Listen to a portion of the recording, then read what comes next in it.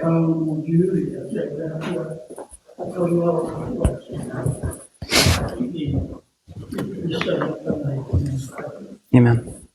Merci, mon Dieu, pour chacune des églises et bénis grandement, Seigneur, pour de manière puissante et avec chacun de tes enfants, Seigneur, toi, amen. Et accorde-nous toute leur protection contre le malin, mon Dieu. Et bénis, Seigneur, de manière concrète et tous les cas de cette personne, Seigneur, qui entend ta parole.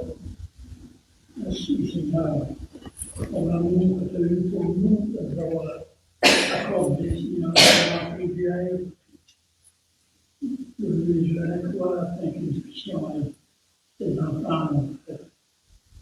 Et accorde-nous, Seigneur, d'être toujours un exemple qui va ceux qui nous entourent aussi. Amen. Que je te prie pour avoir ton nom. Amen. Pour ce que l'Esprit veut nous donner ce matin, je vais vous inviter à tourner dans les Nombres, chapitre 6. Nombres, chapitre 6, on va lire verset 22 au verset 27.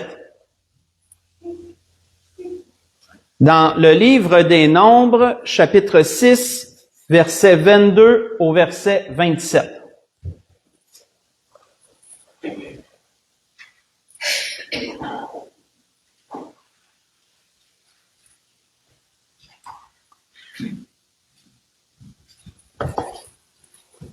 Donc, il est dit, l'Éternel parla à Moïse et dit, parle à Aaron et à ses fils et dit, vous bénirez ainsi les enfants d'Israël et vous leur direz, que l'Éternel te bénisse et qu'il te garde, que l'Éternel fasse luire sa face sur toi et qu'il t'accorde sa grâce, que l'Éternel tourne sa face vers toi et qu'il te donne la paix. C'est ainsi qu'ils mettront mon nom sur les enfants d'Israël et je les bénirai. On va arrêter ici. Quand on regarde ce chapitre 6 des Nombres, si vous voulez le lire durant la semaine précédemment, libre à vous, mais on voit que Dieu mettait, par l'intermédiaire de Moïse, le cadre dans la loi au niveau de ce qu'on appelle le naziréat. Et je vais ouvrir une parenthèse brièvement là-dessus, je vais ouvrir une parenthèse et la refermer, parce que c'est pas un sujet qu'on parle souvent, mais juste un peu nous aider à comprendre c'était quoi le naziréat, tandis qu'on est dans le chapitre en question. Donc, ça n'a pas rapport vraiment avec le message, juste parce qu'on est là, on va l'expliquer un peu. Naziréa est un mot hébreu qui vient c'est un mot hébreu qui veut dire séparé, consacré ou mis à part. Et donc, le naziréa était un vœu qu'une personne faisait, un vœu à plus ou moins long terme selon la longueur que la personne désirait le mener, mais c'était une consécration supplémentaire à Dieu. Autrement dit, tu décidais, lorsque tu voulais entrer dans le vœu de naziréa, de sortir de ton cadre quotidien, de ta routine quotidienne, et de te mettre sous un cadre supplémentaire plus strict pour démontrer à Dieu ta consécration et ta dévotion. Ça pouvait être en rapport avec un vœu que tu avais fait à Dieu, ça pouvait être en rapport avec une requête que tu adressais à Dieu. Au lieu, mettons, de pratiquer des jeûnes, ben quelqu'un pouvait se mettre sous le vœu du naziréa pendant un temps défini pour se consacrer davantage à Dieu et démontrer à Dieu son obéissance et sa foi. On pourrait dire sa piété envers la loi de Moïse, envers ce que Dieu demandait par la loi.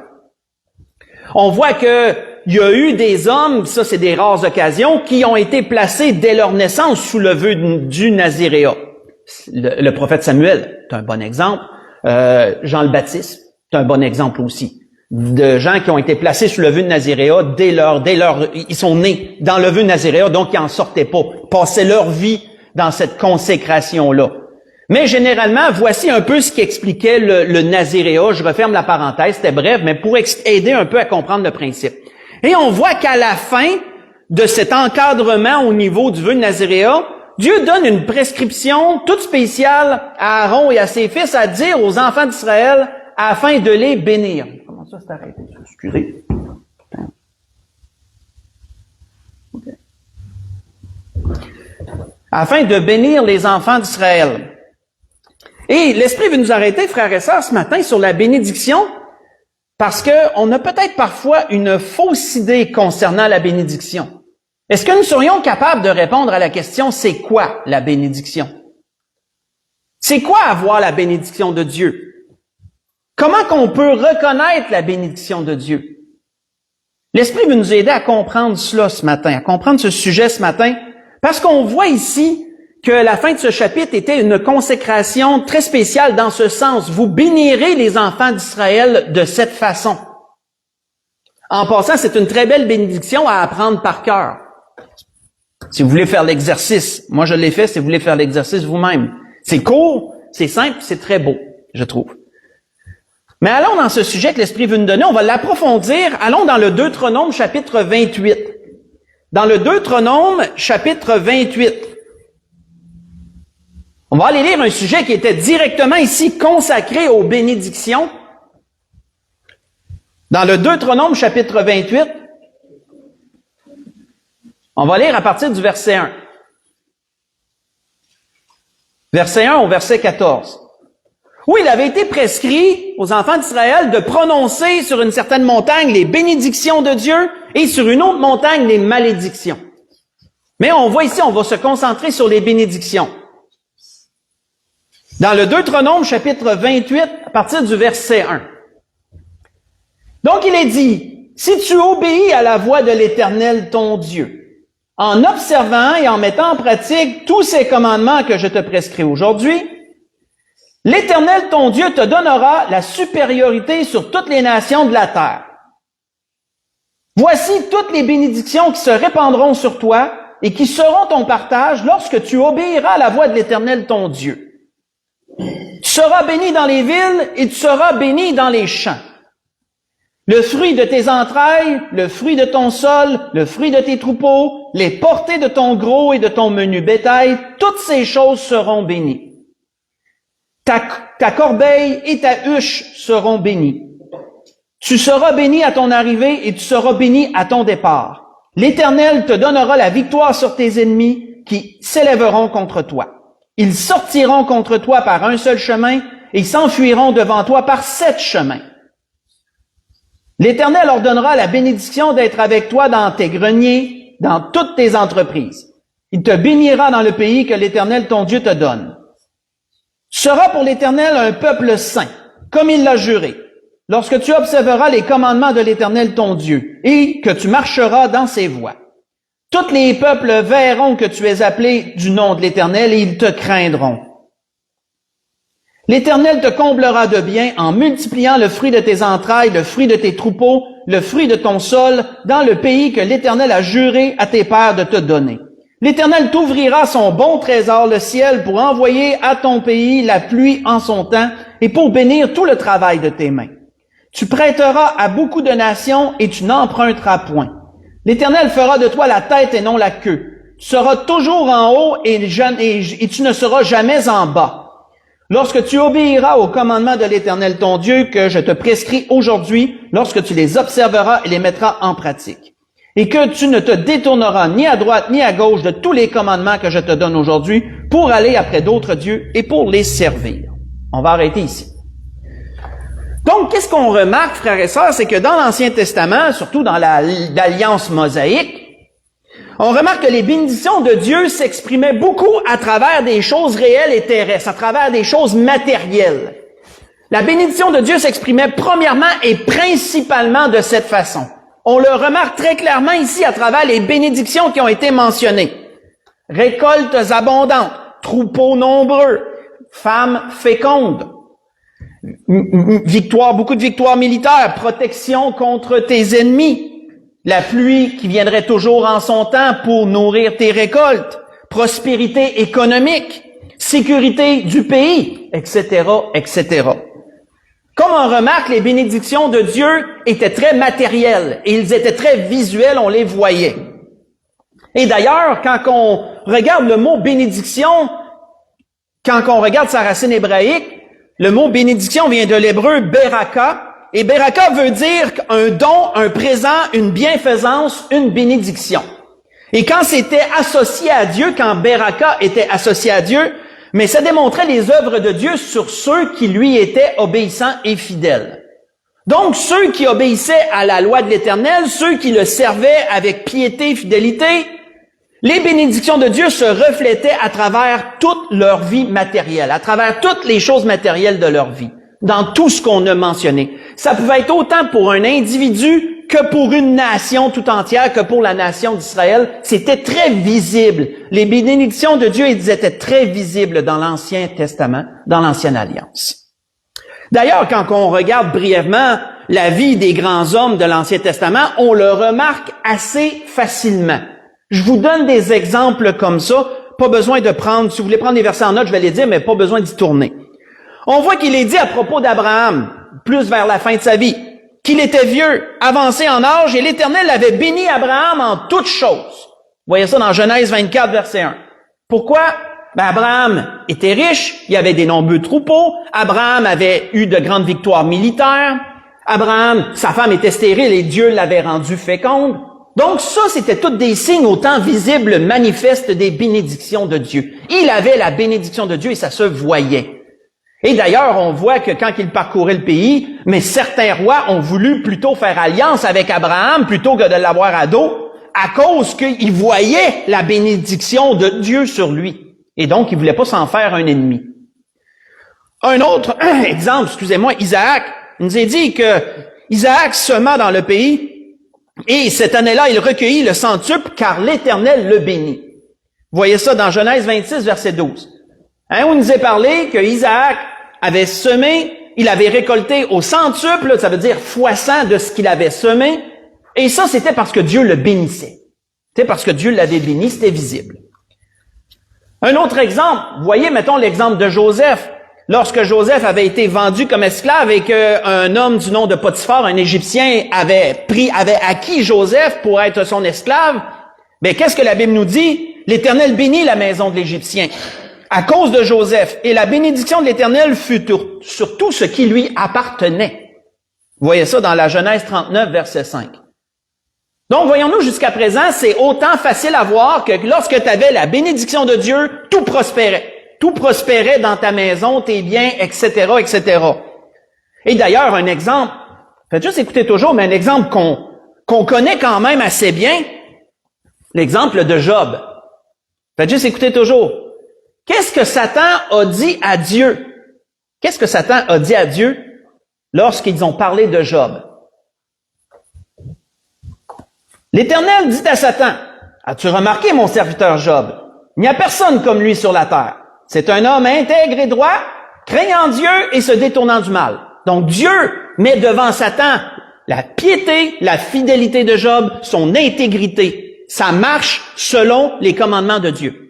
Et qu'est-ce que Satan réplique? Satan répondit à l'Éternel, « Est-ce d'une manière désintéressée que Job sert Dieu? Ne l'as-tu pas protégé, lui et toute sa maison, et tout ce qui est à lui? Tu as béni l'œuvre de ses mains, et ses troupeaux couvrent le pays. Mais, étends ta main, touche à tout ce qui lui appartient, et je suis sûr qu'il te maudit en face. » Voyez ça dans Job chapitre 1, versets 8 à 10. Donc, voyons-nous, Dieu proclame, Dieu annonce, Dieu fait remarquer à Satan la fidélité de Job, et qu'est-ce que Satan dit à Dieu? Tout prospère entre ses mains. Ses troupeaux sont nombreux, ses serviteurs sont nombreux, tu couvres le pays, tu le bénis. C'est pour ça qu'il te sert. C'est pas d'une manière désintéressée. Il te sert parce que dans le fond, tu y rends bien. Mais si tu y enlevais tout, il te maudirait. Il servirait de bord. Donc voyons-nous, même Satan faisait remarquer ce point. Lorsque la bénédiction de Dieu était là, c'était très visible. Tout prospérait, ça se voyait, et les gens qui ne servaient pas Dieu, les gens de d'autres nations qui servaient des idoles, pouvaient le voir clairement que cette personne est attachée à l'Éternel. Parce que ça se voyait. Tout se voyait. C'est comme je l'ai mentionné, c'était comme ça pour une personne et c'était comme ça pour toute une nation. C'était la même chose pour toute une nation, pour la nation d'Israël entre autres. Voyez entre autres, si vous voulez lire durant la semaine, l'épisode de Balaam et de Balak dans Nombre 23 et Nombre 24, si vous voulez le lire durant la semaine, vous allez voir clairement que lorsque le roi Balak avait engagé Balaam pour maudire le peuple, qu'est-ce que Balaam était obligé de faire? Il était obligé de bénir le peuple. Et Balak disait, non, je t'ai pas engagé pour ça. Mais il était obligé de bénir et non de maudire. Donc, ça l'accroissait encore davantage tout ce principe de prospérité, de victoire là, sur les ennemis, etc., etc. Dans un cas comme dans l'autre, frères et sœurs, avoir la bénédiction de Dieu était d'avoir tous les points qu'on a mentionnés, mais la malédiction était tout le contraire. C'était l'absence de tous les points qu'on vient de mentionner.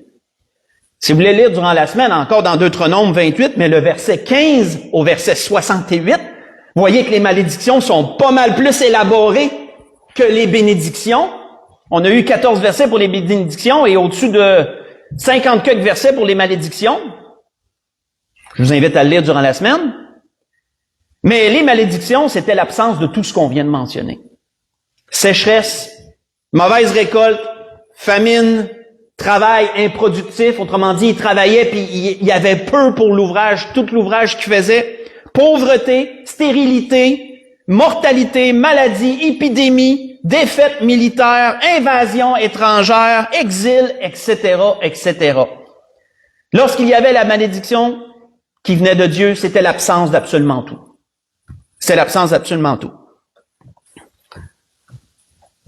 Pourquoi Dieu faisait-il les choses ainsi?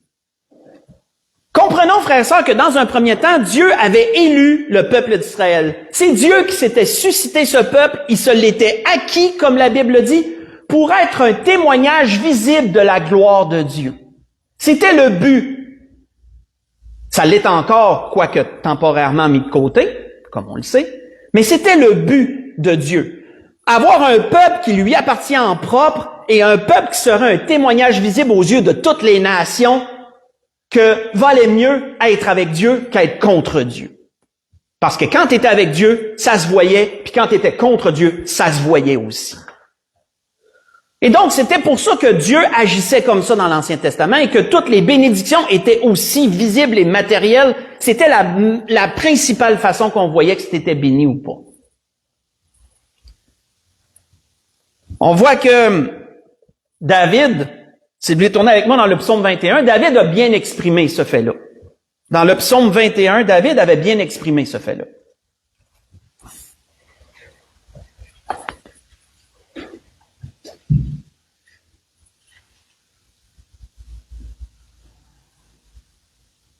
Et vous savez, entre autres choses, si Dieu agissait ainsi, ben c'est parce que ça l'amenait des gens à souhaiter servir Dieu. Parce que c'était à ton avantage de servir Dieu, puisque tout allait bien quand tu servais Dieu. Donc c'était un grand incitatif. C'est pour ça d'ailleurs que Satan avait touché ce point-là. On voit dans le psaume 21, si on lit du verset 8, que David relève cette bénédiction-là. Il est dit, à partir du verset 2, psaume 21, « Éternel, le roi se réjouit de ta protection puissante. Oh, comme ton secours le remplit d'allégresse. Tu lui as donné ce que désirait son cœur, et tu n'as point refusé ce que demandaient ses lèvres, car tu l'as prévenu par les bénédictions de ta grâce. Tu as mis sur sa tête une couronne d'or pur. Il te demandait la vie, tu la lui as donnée. Une vie longue pour toujours et à perpétuité. Sa gloire est grande à cause de ton secours. Tu places sur lui l'éclat et la magnificence. Tu le rends à jamais un objet de bénédiction. Tu le combles de joie devant ta face. Le roi se confie en l'Éternel et par la bonté du Très-Haut, il ne chancelle pas. On va arrêter ici. On voit ici David élaborer de manière très élogieuse la bénédiction de Dieu. La bénédiction de Dieu sur lui. On voit qu'entre autres, il se parlait un peu de lui-même à travers ces choses. Comment, lorsque Dieu bénissait le roi était dans la gloire. Ça allait bien. Et c'était la même chose pour la nation. Lorsque Dieu bénissait la nation d'Israël, ça allait très bien pour Israël. C'est pour ça d'ailleurs que David avait dit ailleurs, « Le salut est auprès de l'Éternel, que ta bénédiction soit sur ton peuple. » Vous voyez ça dans Psaume 3, verset 9. Mais à travers Jésus-Christ, frères et sœurs, il y a quelque chose qui est très spécial qui est arrivé avec la bénédiction. À travers Jésus-Christ, il y a eu une transition avec la bénédiction. Il y a eu une transition, et ça a été très difficile à comprendre pour le peuple d'Israël qui l'ont vécu, cette transition-là. Quand on regarde que comportait la transition que Jésus a amenée au niveau de la bénédiction. Allons dans Matthieu chapitre 1, Matthieu chapitre 5. Allons voir cela. Quelle est la transition que Dieu a amenée au niveau de la bénédiction? Parce qu'il y en a eu une. Il y en a eu une. Et comprendre cela, frères et sœurs, peut nous aider à comprendre certaines choses. Dans Matthieu chapitre 5, si on lit à partir du verset 1, quelle a été la transition de la bénédiction de Dieu avec Jésus-Christ? On voit que dans le premier grand message que Jésus a prêché à toute une foule, qu'on appelle le sermon sur la montagne, Jésus commence ainsi, et c'est pas anodin qu'il commence de cette façon.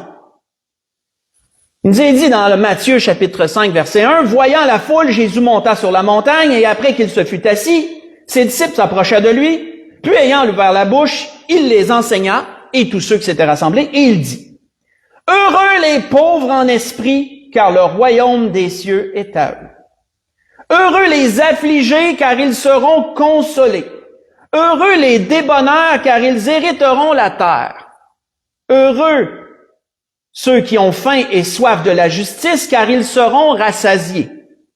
Heureux les miséricordieux, car ils obtiendront miséricorde. Heureux ceux qui ont le cœur pur, car ils verront Dieu. Heureux ceux qui procurent la paix, car ils seront appelés fils de Dieu. Heureux ceux qui sont persécutés pour la justice, car le royaume des cieux est à eux. Heureux serez-vous lorsqu'on vous outragera, lorsqu'on vous persécutera et qu'on dira faussement de vous toutes sortes de mal à cause de moi. Réjouissez-vous et soyez dans l'allégresse, parce que votre récompense sera grande dans les cieux, car c'est ainsi qu'on a persécuté les prophètes qui ont été avant vous. » On va arrêter ici. Ce message, frères et sœurs, a certainement été très difficile à prendre. Pourquoi cela?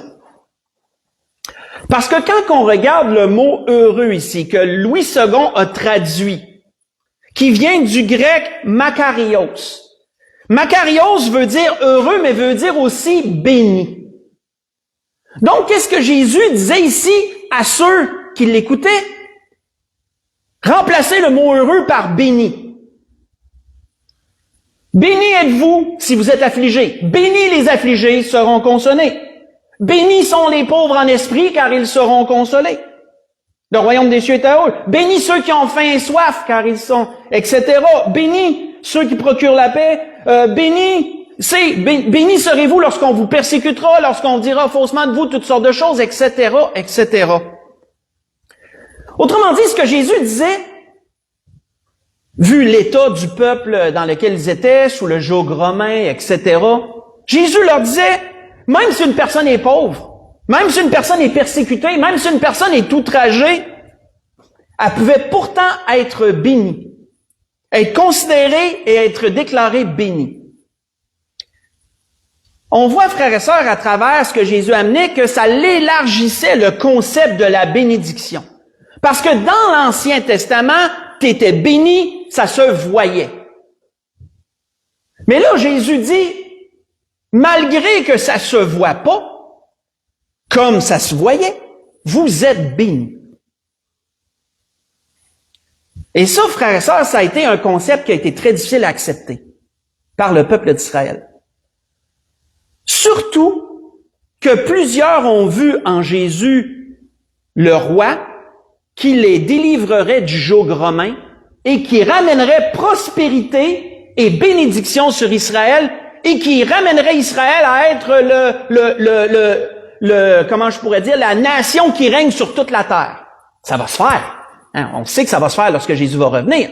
Mais eux croyaient que ça serait là que ça se ferait. Et ils croyaient que c'est Jésus. Ils croyaient que Jésus le ferait là. Donc Jésus leur dit, vous êtes bénis parce que vous êtes affligés à cause de mon nom ou à cause de mon Père, que vous êtes pauvres, vous êtes bénis malgré que vous êtes pauvres, etc. Mais pour le peuple, c'était un message qui qui concordait pas, qui discordait un peu avec ce qu'ils connaissaient de la bénédiction de Dieu. Jésus, frères et sœurs, voulait rétablir plutôt un concept qui avait été un peu occulté dans l'Ancien Testament à cause de la façon que la bénédiction se manifestait. C'est que la plus grande des bénédictions, c'est pas ce que Dieu donne, mais c'est Dieu lui-même. C'est Dieu lui-même, frères et sœurs. Que d'appartenir à Dieu, que d'avoir une relation avec lui. C'est la plus grande des bénédictions que tu as. Bien au-delà de la prospérité matérielle et de tout ce qui peut être le fruit ou le résultat de la bénédiction. C'était d'ailleurs ce que Dieu voulait amener à comprendre à travers la façon qui fonctionnait l'Ancien Testament. Mais ça l'a été un peu occulté. Mais Jésus a ramené les pendules à l'heure en ce sens. Jésus a rétabli un fait et même mis en avant-plan un fait très important. La bénédiction, c'est premièrement d'avoir Dieu dans ta vie. C'est d'avoir Dieu avec toi. Peu importe ton état, peu importe ta condition. T'as Dieu, t'es béni. T'es béni, automatiquement. On voit d'ailleurs que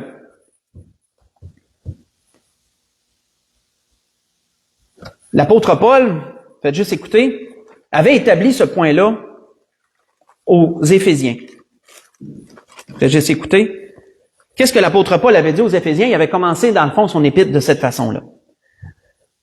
L'apôtre Paul avait dit, « Béni soit le Dieu et Père de notre Seigneur Jésus-Christ, qui nous a bénis de toute bénédiction spirituelle dans les lieux célestes en Christ. » Voyez ça dans Éphésiens 1, verset 3.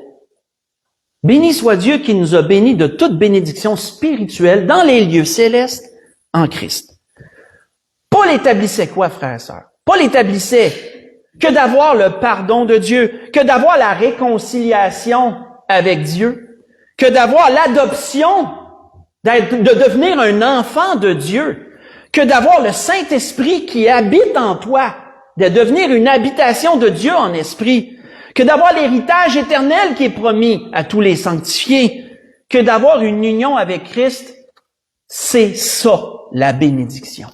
C'est ça, la bénédiction. C'est la première bénédiction à considérer.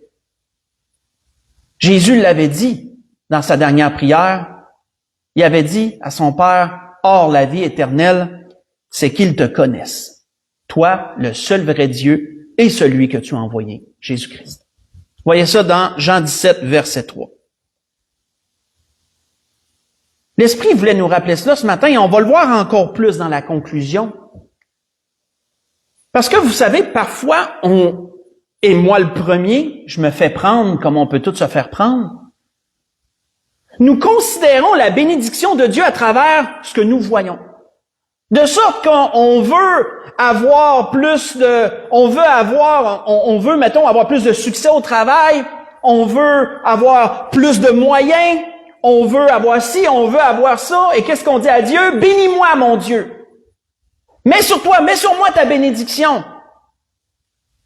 Et si on ne les a pas, si notre jardin fonctionne pas bien, si notre santé n'est pas selon ce qu'on aimerait, si on a un handicap quelconque, mais on peut se dire, parfois il y en a qui se disent, je suis pas béni. Je n'ai pas la bénédiction parce que j'ai des choses comme ça. Et pourtant, frères et sœurs, on ne comprend pas, on oublie que la bénédiction première de Dieu, à travers Jésus-Christ, à travers la croix, c'est d'avoir Dieu dans notre vie. Le fait qu'on est sauvé, le fait qu'on a l'héritage éternel, le fait que notre nom est écrit dans les cieux, c'est la principale bénédiction et c'est à cela, premièrement, qu'on devrait regarder. Que même si on n'a pas toutes les choses qu'on voudrait avoir dans cette vie, ça ne veut pas dire qu'on n'est pas béni pour autant. On va le voir plus dans la conclusion. Si vous voulez tourner avec moi, on va conclure. Dans Matthieu chapitre 6. Matthieu chapitre 6. On va aller à la conclusion et on va voir ce point. Parce que malheureusement, on peut se faire prendre à mesurer la bénédiction de Dieu à travers la prospérité, à travers les choses matérielles. D'ailleurs, c'est pour cela qu'on dit qu'il y a des fausses doctrines qui se répandent, comme l'évangile de prospérité et autre chose, parce qu'ils veulent ramener le concept de l'Ancien Testament, de la bénédiction, à travers la grâce en Jésus-Christ, et de dire que si tu sers Dieu, automatiquement, tout va prospérer entre tes mains, comme dans l'Ancien Testament, tu vas vivre une longue vie, tu n'auras jamais de maladie, et si tu es malade, manque de foi. Oh non, tu ne sers pas Dieu fidèlement. On se ramasse un peu dans la même condition que les amis de Job ont jugé Job. Et quand on comprend le concept, l'Esprit nous dit ce matin, on peut comprendre pourquoi les amis de Job l'ont jugé comme ça. Il y avait tout, puis là, il perd tout. Dans leur tête, c'est clair. Tu étais béni, tu ne l'es plus. Donc, automatiquement, tu pêches, t'as péché, t'as pratiqué quelque chose, t'as désobéi à Dieu, et là, c'est la malédiction qui est sur toi. Sans comprendre ce qui se déroulait dans le ciel, bien sûr, à travers toutes ces choses. On voit que dans Matthieu chapitre 6, qui est encore le sermon sur la montagne, et c'est un sermon, frère et sœurs, où Jésus remettait les pendules à l'heure sur plein de points. Ça, c'est un sermon qui est très important à lire et à méditer, parce qu'on voit à travers le sermon sur la montagne comment Jésus rétablissait les choses point par point, d'après ce que la loi disait, et Jésus disait souvent, « Et moi je vous dis ». Parce que Jésus avait l'autorité de dire ça. Il est Dieu, l'autorité de dire ça. Donc, dans Matthieu chapitre 6, point qu'on a lu, bien sûr, régulièrement, mais si on lit à partir du verset 25, on le relit encore pour notre édification, parce qu'on ne lira jamais assez, ces choses-là. Jésus dit, entre autres, « C'est pourquoi je vous dis, ne vous inquiétez pas pour votre vie, de ce que vous mangerez, ni pour votre corps de quoi vous serez vêtus. La vie n'est-elle pas plus que la nourriture, et le corps plus que le vêtement? Regardez les oiseaux du ciel. Ils ne sèment, ni ne moissonnent, ni n'amassent rien dans les greniers, et votre Père céleste les nourrit. Ne valez-vous pas plus qu'eux? Qui de vous, par ses inquiétudes, peut ajouter une coudée à la durée de sa vie? Et pourquoi vous inquiétez-vous au sujet du vêtement? Considérez comment croissent les lys des champs. Ils ne sèment ni ne filent. Cependant, je vous le dis que Salomon même, dans toute sa gloire, n'a pas été vêtu comme l'un d'eux. Si Dieu revêt ainsi l'herbe des champs qui existe aujourd'hui et qui demain sera jetée au four, ne vous vêtira-t-il pas à plus forte raison, gens de peu de foi? Ne vous inquiétez donc point. Ne dites pas, que mangerons-nous? Que boirons-nous? De quoi serons-nous vêtus? Car toutes ces choses, ce sont les païens qui les recherchent. Votre Père céleste sait que vous en avez besoin. Cherchez premièrement. Et voyez-vous, c'est là la bénédiction. Cherchez premièrement le royaume et la justice de Dieu, et toutes ces choses vous seront données par-dessus. Qu'est-ce que Jésus disait ici? Considérez premièrement la bénédiction à travers Dieu et Jésus-Christ. Considérez premièrement que la bénédiction, elle est en Dieu. Pas en ce qu'il peut te donner, en lui, en sa personne. Cherche premièrement lui, son royaume, sa justice, et Dieu fera déborder ces choses sur ta vie quotidienne. On peut le simplifier comme ça, on peut le vulgariser comme ça. Ne vous inquiétez donc pas du lendemain, car le lendemain aura soin de lui-même, à chaque jour suffit sa peine. Jésus leur disait cela, entre autres, pourquoi? Parce que le peuple regardait leurs conditions, et le peuple disait, nous ne sommes pas sous la bénédiction. Puisque nous sommes asservis, nous sommes esclaves, nous sommes pauvres, nous sommes opprimés. On n'est pas, Dieu nous a abandonnés, il nous bénit pas. Mais Jésus leur dit, vous êtes le peuple de Dieu, vous êtes bénis automatiquement. Vous appartenez à Dieu, vous êtes bénis. Et Jésus rétablit les choses, cherche premièrement Dieu, c'est là la bénédiction. Avant de considérer ce que Dieu te donne comme étant la bénédiction, cherche Dieu premièrement, c'est là la bénédiction. C'est ça que Jésus rétablissait, frères et sœurs.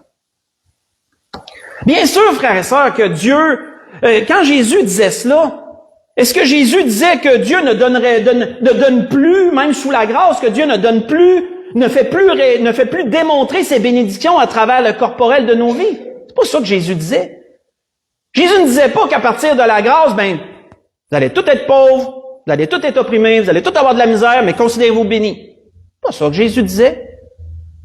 Jésus disait, même si la condition de ta vie est comme ça, ne pense pas que la bénédiction de Dieu n'est plus sur toi. Ne pense pas que tu n'es pas béni de Dieu pour autant.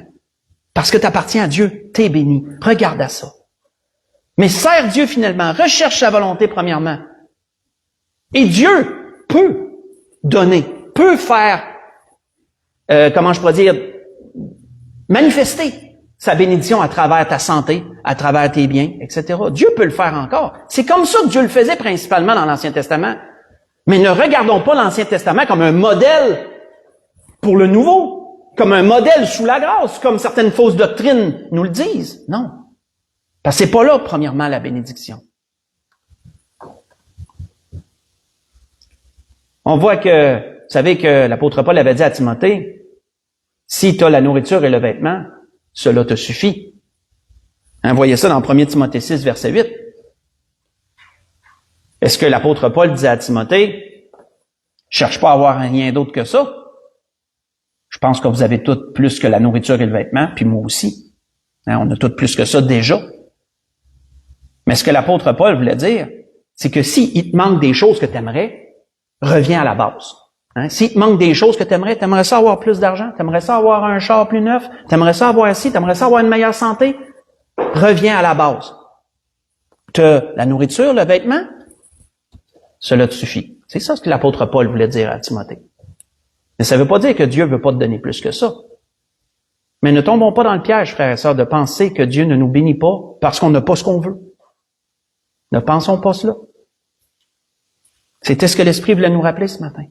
Parce que tu es un enfant de Dieu, automatiquement considère-toi béni. Tu es béni parce que tu appartiens à Dieu. Tu es béni parce que Dieu t'a arraché du feu de l'enfer et t'a amené dans son royaume par sa grâce. Tu es béni. Regarde premièrement dans les lieux célestes. Oui, c'est difficile parce qu'on n'a pas, c'est pas tangible. Nos yeux nous bloquent. On voudrait voir. Quand la Bible nous parle des trésors qu'on se ramasse dans les cieux, hein, on s'est tout imaginé un coffre ou quelque chose, puis on se dit qu'il y a de l'argent qui s'ajoute là-dedans ou de l'or ou peu importe ce qu'il y a dans le ciel quand on fait du bien. Tu sais, on essaye toujours de visualiser les choses parce qu'on est dans un monde matériel. Sortir de notre matériel puis essayer de se visualiser des concepts spirituels, c'est difficile. C'est difficile, donc on essaye de le matérialiser dans notre tête, de l'imaginer, puis de se dire ça. Quand l'apôtre Paul disait aux Éphésiens, « Béni soit Dieu qui nous a bénis de toute bénédiction spirituelle dans les lieux célestes en Christ. » Mais l'apôtre Paul parlait de quoi? De vie éternelle, hein? Qualité de vie pour l'éternité. Demeure éternelle, la place que tu vas avoir dans les cieux, le trésor que Dieu va te réserver. Oui, c'est difficile à imaginer, mais Dieu le dit. Donc c'est vrai, et ça va arriver comme ça. Mais c'est premièrement là la bénédiction. Et si nous sommes capables de vivre dans cet état d'esprit, mais nous n'allons pas être accablés parce que nous n'avons pas ce qu'on veut et nous ne penserons pas que nous ne sommes pas bénis parce qu'on n'a pas ce qu'on veut. Tu es béni parce que tu es un enfant de Dieu et cherche premièrement Dieu, cherche la bénédiction là et Dieu va faire déborder sa bénédiction sur le reste. Mais dans l'Ancienne Alliance, ça fonctionnait comme dans l'Ancienne Alliance.